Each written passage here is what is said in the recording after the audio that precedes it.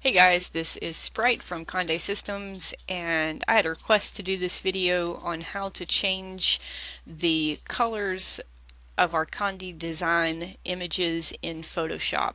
So I have an image open. This is our Mardi Gras diamond image, and as you can see when you open it, it's already it comes layered with the three different colors, and it's really easy to change the color. All you have to do is just double click on the layer. There we go. Click on color overlay, and then you can click up here and you can change the color to whichever color you'd like.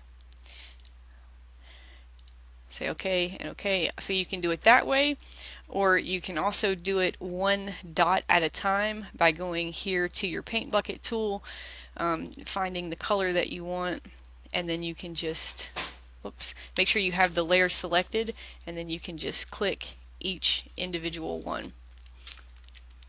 And then of course Control Z undoes, and then Control Alt Z will undo multiples. Alright, so there you go. I hope you guys learned a lot. Happy sublimating.